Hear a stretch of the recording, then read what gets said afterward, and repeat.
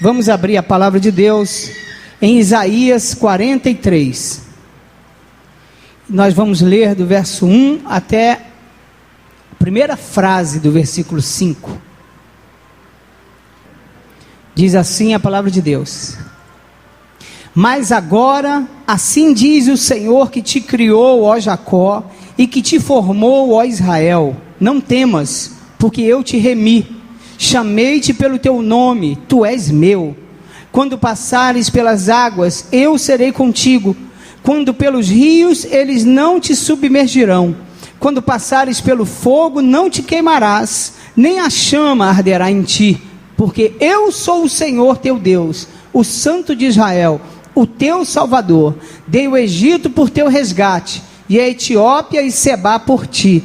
Visto que foste precioso aos meus olhos, digno de honra, e eu te amei, darei homens por ti e os povos pela tua vida. Não temas, porque eu sou contigo.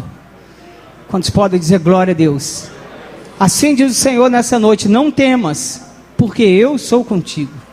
Pai, nós queremos louvar o teu nome mais uma vez, agora pela tua palavra, nos render diante dela, nos prostrar diante dela, reconhecer que é o Senhor falando conosco nessa noite. Meu Deus, nos abençoa, Pai, para que nosso coração seja nessa noite terra boa, terra fértil, porque a tua semente é maravilhosa, poderosa e transformadora, e que ela venha gerar na nossa vida aquilo que o Senhor procura, Pai. Em nome de Jesus, transforma-nos nessa noite, pelo poder da tua palavra, na direção do teu Espírito Santo, em nome de Jesus, amém. Glória a Deus. Todos podem se assentar. Eu quero falar nessa noite, aproveitando as palavras de Isaías, essa profecia maravilhosa, sobre o tremendo amor de Deus por nós. Eu tenho pensado muito sobre isso. Aliás, é uma coisa que devia encher muito o nosso pensamento. O amor de Deus. Como pode Deus nos amar assim? Como pode Deus me amar e te amar dessa maneira? Como pode esse Deus tão grandioso, tão santo e tão tremendo dispensar um amor tão maravilhoso sobre a vida de cada um de nós?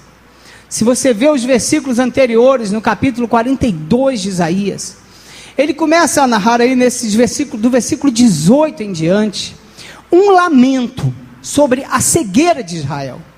Ele começa a mostrar como ele conhece as fraquezas de Israel, como ele conhece as dificuldades de Israel, como ele conhece a estrutura de Jacó.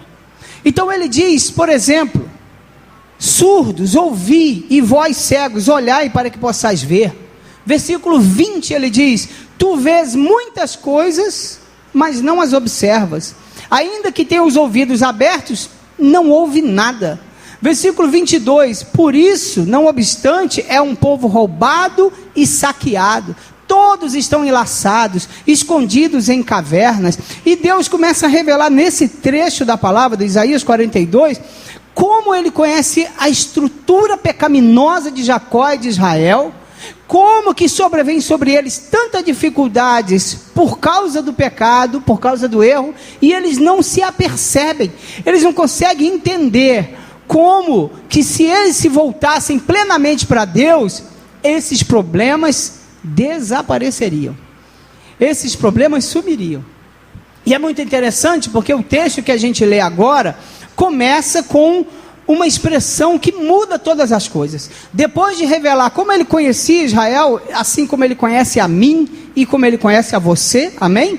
Deus conhece você plenamente, seus pensamentos, suas ações, suas palavras e nossas palavras, antes que saiam das nossas bocas. No versículo 1 do 43 que a gente leu, começa dizendo assim: mas agora, assim diz o Senhor. Depois de mostrar o quanto ele conhece de Israel e das suas fraquezas, ele diz: mas agora eu tenho um novo discurso, mas agora eu quero falar de uma outra coisa, agora eu quero mostrar um outro lado. Você consegue perceber como essa expressão dá a entender que ele vai mudar todo o discurso? Dá a entender que ele quer dizer uma coisa diferente agora, e ele vai falar sobre o seu amor, amados. Olha como é que é o versículo 1: Assim diz o Senhor, que te criou, que te formou, não temas, porque eu te remi, eu te chamei pelo teu nome, e tu és meu. Olha para mim, deixa eu dizer uma coisa para você, você é do Senhor, você é do Senhor. Olha o que ele está dizendo, eu te chamei pelo teu nome, e tu és meu. Mas agora, diz o Senhor, tudo é diferente. Olha os verbos que ele usa: eu te criei, eu te formei, eu te remi, eu te chamei, eu te protejo, te livro, te guardo, eu paguei o preço por ti. É o que vai dizer esse capítulo. Eu paguei o preço por cada um de vocês. E no versículo 4 ele diz: eu te amei. Como pode aqueles que nem ouviam, nem viam, nem atendiam, que viviam como um povo roubado, saqueado, e o Senhor diz: eu te amei, portanto não temas, porque eu sou contigo, eu te amei, diz o Senhor. Eu fico me perguntando, será que a gente entende o amor de Deus? Será que a gente consegue compreender a largura, a altura, a profundidade do amor de Deus, a grandiosidade do amor de Deus pelas nossas vidas, amados? Porque a gente precisa entender isso, para a gente viver na plenitude daquilo que Deus tem para nós. Lá em João 3,16, todo mundo sabe, está escrito assim: porque Deus amou o mundo de tal maneira, Deus amou o mundo de tal maneira, que deu o seu Filho unigênito, para que todo aquele que nele crê não pereça, mas tenha a vida eterna. Deus amou o mundo de tal maneira, você já deve ter ouvido falar, esse tal maneira, dá para a gente colocar o mundo aí dentro, dá para a gente colocar um universo de ideias. Ele amou o mundo de uma maneira tão inexplicável, tão grandiosa, ao ponto de entregar o próprio Filho, para morrer por quem nem merecia, que éramos eu e você. Deus amou o mundo de tal maneira, que entregou o seu Filho, para que todo que agora nele crê, não pereça, mas tenha vida eterna. Antigamente, quando a gente lia esse versículo, a igreja inteira dava glória a Deus. A igreja inteira dava glória a Deus. Antigamente, quando a gente dizia assim: porque Deus amou o mundo de tal maneira, que deu o seu Filho, para que todo aquele que nele crê não pereça, mas tenha vida eterna, as pessoas diziam: glória a Deus. Glória a Deus porque eu estou incluído aí. Glória a Deus porque sou eu, esse que foi salvo pela misericórdia e pela graça do Senhor. Outro texto, lá em Romanos 8, tão inexplicável e maravilhoso quanto esse, diz assim: quem nos separará do amor de Cristo? Será a tribulação, a angústia, a perseguição, a fome, a nudez, o perigo, a espada? Ele está dizendo que essas coisas não têm capacidade, não têm poder, não têm condições de nos separar do amor de Cristo.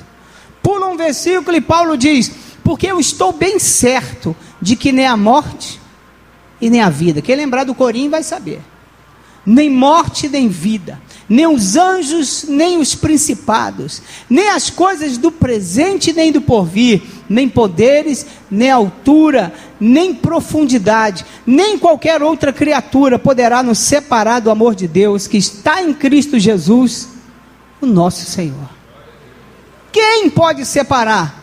Paulo diz: eu estou bem certo que ninguém, nada, pode nos separar do amor de Deus. Em todas essas situações, mesmo que eu esteja no meio de uma delas, mesmo que eu esteja encontrando barreiras na minha vida, o amor de Deus é comigo. É isso que ele está dizendo. Mesmo que eu passe pelo vale da sombra da morte, ainda assim, o amor de Deus está revelado na minha vida. Você consegue entender isso? É preciso entender. Porque eu citei dois textos que são maravilhosos e que falam de um grande amor de Deus. Lá em João, para resumir muito, João diz assim: Deus é amor. Ele diz que Deus é feito de amor. Ele diz que a essência de Deus é o amor. Ele faz tudo por amor e nos salva por amor. E eu um dia, lendo um livro que falava da graça de Deus, Aliás, o livro chamava-se Maravilhosa Graça, de Philip Yancey, que eu aconselho a que os irmãos procurem e leiam. Ele dizia uma frase bem conhecida, dizendo assim: não há nada que eu possa fazer para Deus me amar mais, e não há nada que eu possa fazer para Deus me amar menos. Eu vou repetir: não há nada que eu possa fazer para Deus me amar mais. Não tem como comprar, não tem como negociar, não tem como barganhar, não há nada que eu possa fazer para Ele me amar mais, mas também não há nada que eu possa fazer para Deus me amar menos. E agora com essa frase, eu li 2 versículos e o choque foi pouco, mas agora com essa frase, alguém poderia dizer assim: pastor, pelo amor de Deus, não fala isso. Não fala isso porque meu filho está ouvindo, ele vai entender mal, ele vai achar que pode pecar, e Deus vai continuar amando ele. E eu quero dizer, em nome de Jesus, que essa frase é pura e verdadeira, que a gente não tem que ter medo do amor de Deus. Nós não podemos ter medo de, ao ter consciência do amor de Deus, o nosso filho, o nosso jovem, o nosso adolescente peque mais, por não compreender a liberdade cristã. Porque eu quero dizer uma coisa para vocês, jovens, adolescentes, homens e mulheres que estão aqui: quanto mais a gente tem consciência do amor de Deus, de como Ele perdoa, menos a gente peca. Porque aquele que abusa do amor de Deus é ímpio, não entendeu o amor do Senhor. Olha, Deus me ama, então eu posso pecar. É ímpio, iníquo, profano, pecador, longe de Deus, distante, não entendeu nada ainda, não compreendeu nada ainda. Aquele que diz Deus é amor e Ele entende tudo que eu faço, por isso eu posso pecar, jamais viu a Deus, jamais entendeu o amor de Deus. Pelo contrário, e Paulo explica lá em 2 Coríntios capítulo 5, ele diz assim: o amor de Cristo nos constrange. O amor de Cristo nos constrange. Eu vou dar um exemplo. Eu vou fazer igual domingo, quando eu preguei. Eu falei assim: finge que somos meninos, criança, vamos entender. Eu estava atravessando a rua e vi um carro e ia me atropelar. Mas um irmão me viu e conseguiu no último segundo me puxar para fora daquela posição de atropelamento, e ele salvou a minha vida. Um tempo depois, ele me procura: Gervário, estou precisando de um cheque emprestado. Estou precisando de R$1.000 emprestado. Isso mexe comigo, porque está aí coisa que eu não gosto de fazer. É emprestar cheque, emprestar dinheiro, é um problema. Mas eu me senti tão constrangido, porque esse cara, quando eu estava atravessando a rua ali, ele me puxou no último segundo e salvou minha vida. Sabe como? Eu vou emprestar. Por quê? Porque eu vou me sentir constrangido de dizer não. É uma pessoa que fez um bem tão grande na minha vida, ele salvou a minha vida. Então não tem um pedido que ele faça que eu não me sinta constrangido em atender. E Paulo diz, 2 Coríntios 5,14, o amor de Cristo nos constrange. Então, quanto mais consciência eu tenho que Deus me ama, independentemente do que eu faça, mais constrangido eu fico. E eu não quero errar, eu não quero pecar, eu não quero trair esse Deus, eu não quero ir contra a vontade desse Deus tão amoroso. É tanto amor, tanto amor, tanto amor, que eu não posso dizer não para Ele, que eu não posso dizer ser amigo do mundo, eu não posso. Eu me sinto constrangido. Porque um dia, eu acho que eu já tive receio de dizer para a igreja assim: olha, Deus te ama, mesmo no meio do pecado. Deus te ama. Porque o iníquo vai entender errado. Ele vai achar que a graça vulgariza o amor de Deus. E ela não vulgariza. O amor é a essência de Deus, desse Deus cheio de graça e de verdade. Israel, eu te conheço. Jacó, eu te conheço. Mas eu te amei. Eu te criei, eu te formei, eu te chamei, eu te remi e eu te amo. O amor de Deus é completo e incondicional. Quem pode dizer glória a Deus? O amor pelas nossas vidas é assim. Pelas nossas vidas. O amor de Deus nos torna mais firmes, mais convictos e mais obedientes. Quando eu sei que Deus me ama, eu fico mais firme, mais santo, mais convicto da vontade de Deus na minha vida. E essa é a grande realidade. Quantos têm consciência do amor de Deus na sua vida? Quantos têm consciência que Deus amou o mundo de tal maneira que deu seu Filho unigênito, para que todo que agora nele crê, não pereça, mas tenha vida eterna. Esse é o amor de Deus por nós. Esse é o amor de Deus por nós. A gente precisa ter consciência da verdade bíblica. A gente precisa entender que aquela mulher samaritana, é a Bíblia, aquela mulher samaritana que encontrou Jesus, tão perdida, com 5 maridos, já teve 5 maridos, e o que estava com ela não era dela. Meus irmãos, sou eu, é você, que precisa encontrar um grande profeta. Eu li o texto de novo, lá no versículo 25, 26, depois de Jesus conversar tanto com ela, ela diz assim, eu sei que um dia o Messias há de vir. Depois de Jesus falar tanto com ela, ela ainda diz assim, é verdade, eu ouvi falar que o Messias, o Cristo, ainda virá e revelará todas essas coisas. E Jesus diz para ela, eu que falo contigo, sou esse profeta. Quantas vezes nós somos assim, irmãos?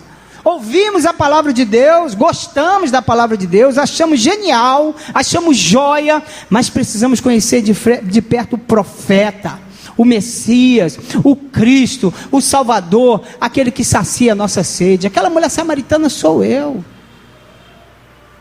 E Ezequiel capítulo 16, Jerusalém. A Bíblia diz, a profecia diz que Deus encontrou Jerusalém no estado que ninguém se compadecia dela. Jerusalém, eu te achei, você estava na rua, toda ensanguentada, parecendo um mulambo, toda largada, abandonada, ninguém olhava para você, ninguém se compadecia de você. No versículo 6, 16 de Ezequiel, ele diz, mas passando eu por junto de ti, eu te vi, a revolver-te no teu sangue, e te disse, ainda que estás no teu sangue, vive. Ainda que estás no seu sangue, vive. Aí no versículo 7 ele diz, aí ele pegou Jerusalém e fala assim, eu te fiz multiplicar como o renovo do campo, cresceste, te engrandeceste, chegaste a grande formosura, formaram-se os teus seios e te cresceram cabelos, no entanto estavas nua e descoberta, passando eu por junto de ti, profecia sobre Jerusalém, eu te vi, e eis que o teu tempo era tempo de amores, estava carente. Estendi sobre ti as abas do meu manto e cobri a tua nudez, deitei juramento e entrei em aliança contigo, então te lavei com água, te enxuguei, te ungi com óleo, e daqui a pouco está ela se entregando aos deuses novamente.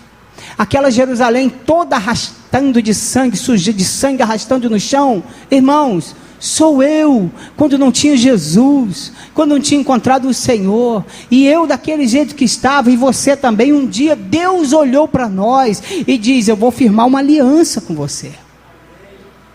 Aí quando eu entendo que eu sou Jerusalém aqui, eu entendo que Deus é esse, que amor é esse, quando eu não tinha nada para dar em troca, nem roupa eu tinha. E o meu testemunho pessoal é assim, nem roupa eu tinha. E o Senhor me amou. Aí a gente vai lá para Oséias. Amados, olha para mim, me acompanha.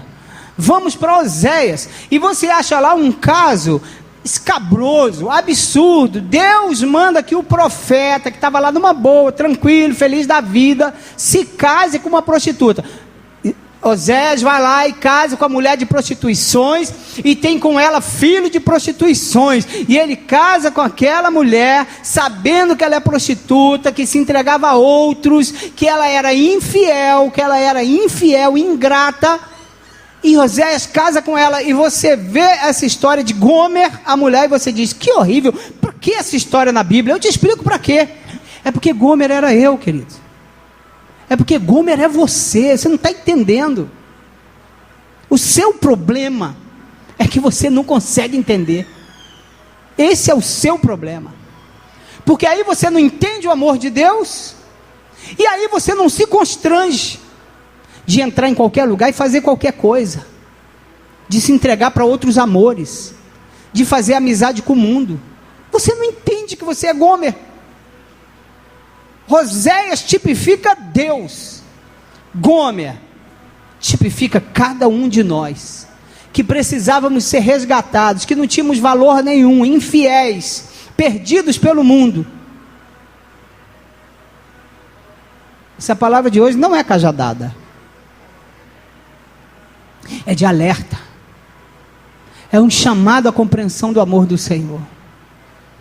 Deus te ama, querido, mesmo sendo Gomer, ou a Jerusalém caída, ou a samaritana perdida, e Ele é que vai ao encontro, Ele é que se oferece para cuidar, Ele é que ama primeiro, Ele não espera o amor de ninguém primeiro. Meu Deus, vai e toma mulher de prostituições, e terás filhos de prostituições. Oséias capítulo 1, versículo 2. A gente pode dizer que desonra, que figura estranha, que exemplo estranho, mas é a pura verdade. E pobre do crente que se sente melhor do que isso. Quanto a Isaías, pouco temos a dizer, mas Isaías, esse versículo capítulo 43, é muito interessante. Primeiro lemos do versículo 1 ao 5, se você abrir de volta aí a sua Bíblia, você vai ver lá no versículo 10, dizendo, vós sois as minhas testemunhas, diz o Senhor, o meu servo a quem escolhi, para que o saibais e me creiais e entendais que sou eu mesmo, e que antes de mim Deus nenhum se formou, e depois de mim nenhum haverá. Eu sou o Senhor, e fora de mim não há salvação. E Deus te pega como você estava, como você é, e te ama com amor completo, genuíno e verdadeiro, puro e eterno, a ponto de entregar seu filho lá na cruz por causa de você. E Ele diz, porque eu quero que vocês sejam minhas testemunhas, eu quero que vocês sejam o modelo para o mundo, para eles verem, disse o Senhor, para que eles saibam, para que creiam, para que entendam que sou eu mesmo, e que antes de mim não há outro Deus, e depois nenhum haverá, porque eu sou o Senhor, e fora de mim não há Salvador.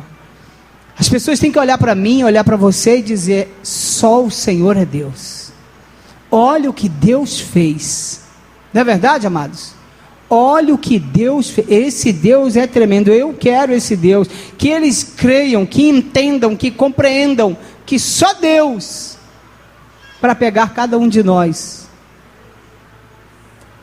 e fazer o que Ele fez, e transformar a nossa vida, só o Senhor, e não há outro além do nosso Deus. Quem pode dizer amém? Eu quero que vocês sejam testemunhas, porque quando a gente sente o amor de Deus pela nossa vida, olha para mim, não tem como ficar calado, não tem como ficar quieto.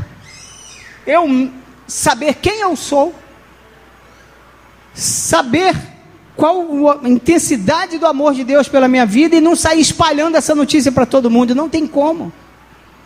Que sejam minhas testemunhas. Vou lá para o versículo 15, para ele dizer, explicando esse amor, versículo 15 e 16, abra aí comigo.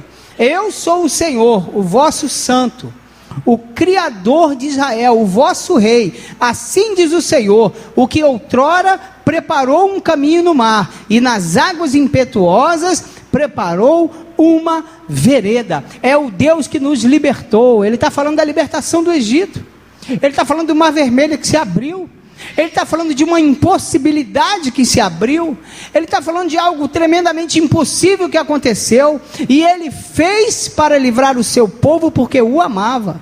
Quem era o povo de Deus do Egito? Mas Deus o amou. O Senhor está nos lembrando aqui, amado, dos livramentos, do sustento dele na nossa vida. Há algo mais para nos constranger, Mas para te deixar mais em choque, se é que você já está mesmo, olha para mim para o versículo 22. Olha o versículo 22, e a gente vai ver o último argumento, para ressaltar o tamanho do amor de Deus, por Israel, por Jacó, e por cada um de nós. Contudo, apesar disso tudo que eu falei, apesar disso tudo que foi lido, diz o texto: contudo, não me tens invocado, ó Jacó, e de mim te cansaste, Israel. Como que pode se cansar de um Deus que ama, que cuida e que protege? Aliás, a pergunta é mais profunda. Será que existe alguma maneira da gente se cansar de Deus? Ou, traduzindo ainda melhor, será que às vezes com o meu comportamento, com a minha vida, não parece que eu estou cansando das coisas de Deus? Será que às vezes não parece que, sei lá, de repente a gente amanhece num domingo e diz assim: ah não, de novo. Vamos orar? Ah não, de novo. Vamos ler a Bíblia? Ah não, outra vez. Vamos congregar? Vamos reunir? Ah não, agora não. Gente, te cansaste de mim, Israel. A gente lê, parece um absurdo, dá vontade de dar uns tapas, Israel. Como que pode se cansar desse Deus que tirou da terra do Egito, da escravidão, da mão de Faraó, que abriu o Mar Vermelho, conduziu pelo deserto, levou para uma terra nova? Como que pode se cansar dele? Pois eu quero dizer que tem um bocado de gente que age assim, e eu quero voltar a fita toda e dizer de novo: será que o amor de Deus não está te constrangendo a ser cada vez mais servo, a ser cada vez melhor para o Senhor, a ser cada vez mais obediente, a tentar de todas as formas fazer alguma coisa para agradar a esse Deus? Porque um dia você estava atravessando a rua e Ele te salvou. Na última hora, no último minuto, o Senhor salvou a sua vida. Quem teve uma experiência dessa aqui, irmãos? Que eu posso estar falando sozinho, eu posso estar sentindo sozinho, que eu estava nas últimas, e Deus me salvou de lá. Por isso é que Paulo diz assim: onde abundou o pecado, superabundou a graça de Deus. Porque tem crente que parece que nunca pecou. Tem crente que a vida dele é de quem parece que nem precisava ser salvo. Você sabe que tem crente que pensa que está fazendo favor para Deus, quando ele vai para a igreja, quando ele dizima, quando ele entrega uma oferta, quando ele ajuda em algum lugar. Tem crente que pensa que está fazendo um favor para Deus, porque é legalzinho na rua, porque o testemunho dele não é tão ruim. Tem gente que se acha bom. Por isso, não foi constrangido por esse amor. Só aquele que viveu a abundância do pecado para entender a superabundância da graça de Deus. Somente Ele. E eu espero que você entenda. Porque 1 centímetro fora da presença de Deus é perdição, é treva total, é inferno. 1 passo fora da presença de Deus é desobediência total, não tem mais ou menos. Não tem vida mais ou menos na presença de Deus, não. 1 passo fora é totalmente fora, é absolutamente fora. Que Deus nos ensine nessa noite, amados. Que o amor de Deus te constranja. Que a graça de Deus te constranja. E que ao conhecer o amor de Deus, você não faça como o ímpio, que acha que amor de Deus é desculpa para pecar. Não, porque, quem já não ouviu isso? Não, porque Deus é amor, Ele não vai mandar ninguém para o inferno. Não vai mesmo, não. A pessoa vai com o próprio pezinho lá. É a trilha dela, é a rota dela, é o caminho largo, é a porta larga. Deus é amor, e porque Ele é amor, eu quero estar junto dEle, eu quero servir a Ele, eu quero ser cada vez melhor para Ele, eu quero ir tirando de mim os carrapichos dessa ovelha rebelde, teimosa, eu quero ir tirando de mim tudo aquilo que desagrada do Senhor, E na hora que eu achar que está bom, e eu sei que ainda não está, eu quero orar como salmista, lá no Salmo 139, Senhor, sonda o meu coração, vê se há em mim algum caminho mau, e guia-me pelo caminho eterno. Porque até quando eu achar que eu estou bom, até quando eu olhar para o espelho e achar, mas você está jóia, tinindo, não está. Não está. O nosso alvo é maior, amém? O nosso alvo é Jesus. O nosso alvo é o Senhor da glória, é o Santo de Israel, aquele para quem se cantará santo, santo, santo. Toda a terra está cheia da sua glória. Seja louvado e bendito o nome do Senhor. Eu quero te dizer, te afirmar com a maior certeza do mundo, Deus ama você, do jeito que você é. Isso significa muita responsabilidade para nós, amém? Queremos estar junto do Senhor. Vamos ficar em pé, amados, porque depois de entender essa grande realidade, quem sabe, por essa palavra, movido pelo Espírito, você possa nessa noite entender sobre quem você é de verdade. E depois de saber quem você é de verdade, quem é Deus, e qual é a intensidade do amor de Deus, a gente corra para os pés do Senhor, porque não há salvação fora desse Deus tão amoroso e tremendo que nós servimos, amém? Não há salvação.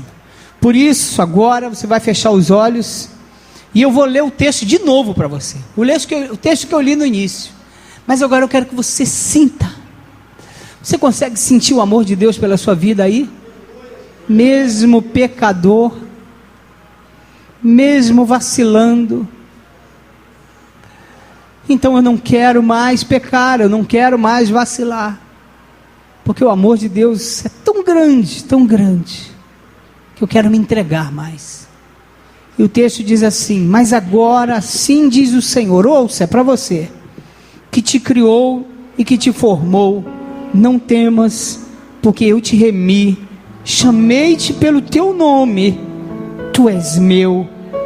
Quando passares pelas águas, eu serei contigo. Quando pelos rios, eles não te submergirão.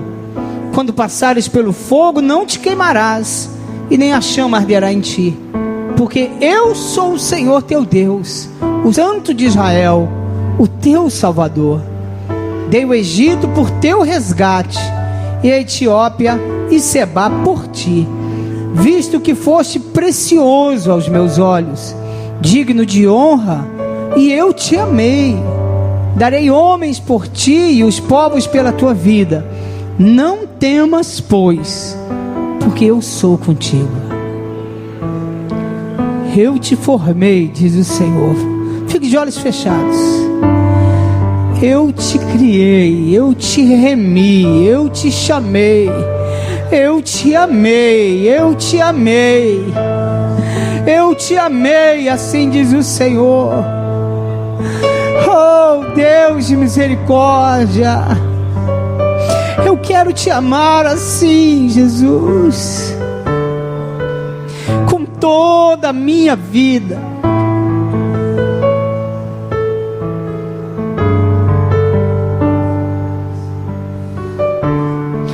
Todo o meu ser, com o meu melhor, eu quero corresponder ao teu amor, Jesus. E o que darei ao Senhor? O que eu posso dar ao Senhor por tantos benefícios que o Senhor me tem feito? Quero tomar o cálice da salvação, invocar o teu nome e cumprir os meus propósitos que eu fiz com o Senhor. Aleluia.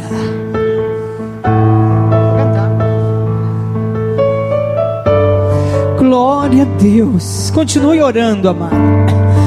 Sinta-se constrangido. Mesmo sendo assim, constrangido, pobre pecador, pelo amor de Deus. Deus me ama. Mesmo sendo falho, não cante não, deixa ele cantar, você ora. Eu quero que você ore. Ore com sinceridade. Me ama. Você pode até confessar ao Senhor nessa noite: Deus, eu não entendia teu amor. Eu acho que eu não compreendia teu amor, Senhor. Se eu estou de pé, mas agora, nessa noite, eu quero compreender, Pai, e me sentir constrangido, Senhor. Se estou fraco, se aleluia, eu te estou adoramos. caído, Ele não deixa de me amar. Os filhos de Deus oram. Seu amor, os filhos de Deus oram, clamam. Sem o seu perdão, o que seria de mim? Verdade, Senhor Jesus, o que seria de nós? Pois Deus me amou tanto que entregou seu filho para morrer em meu lugar. Aleluia! Oh Deus, me ama, Senhor. Deus me ama, e o seu amor é tão grande. É tão grande, Senhor, eu sei. Incondicional. Deus me ama e Ele está sempre de braços abertos para mim. Deus me ama e o seu amor é tão grande. Oh, Jesus, incondicional. Meu Deus, faz a obra nessa igreja, Senhor. Deus me ama. Aviva esses corações, Pai. E Ele está sempre aleluia, de braços abertos para mim. Oh, aleluia. E nós nos prostramos diante do Teu amor, Senhor. Nos prostramos diante do Teu amor, Jesus, meu Deus, maravilhoso, Pai.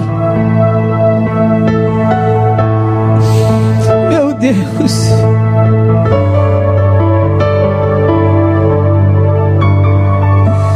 Vamos cantar juntos agora, vamos. Mesmo sendo assim, Pobre pecador, diga: Deus me ama.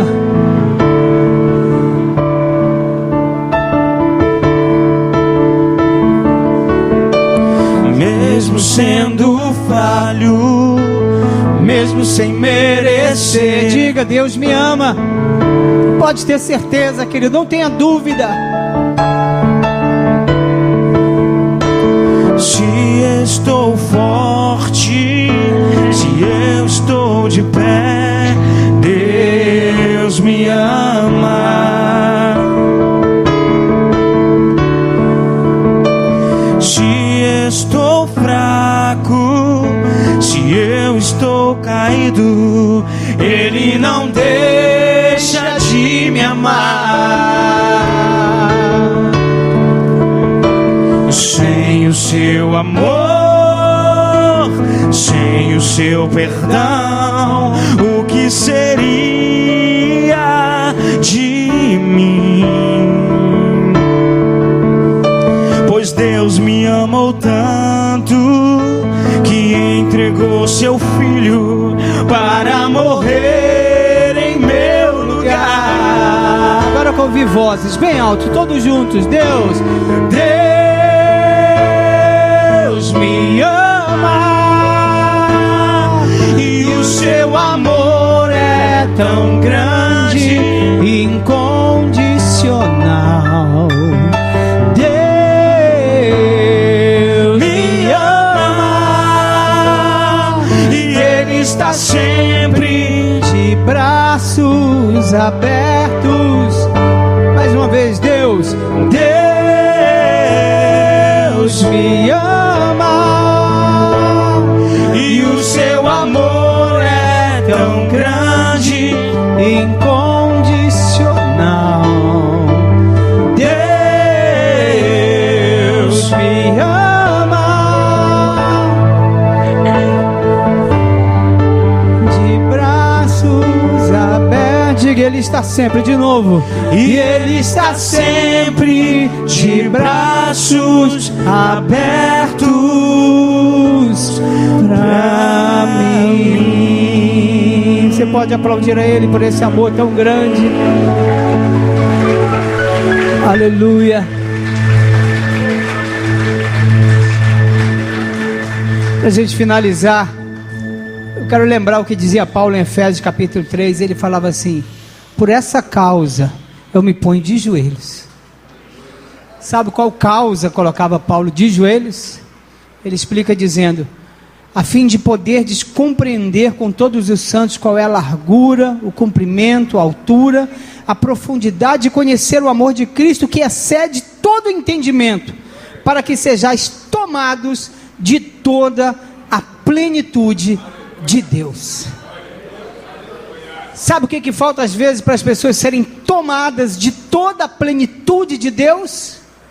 É compreender a largura, o comprimento, a altura e a profundidade do amor de Cristo. Deus ama você, amém? Com amor tão grande, com amor incondicional. Ele está sempre pronto, de braços abertos para cada um de nós.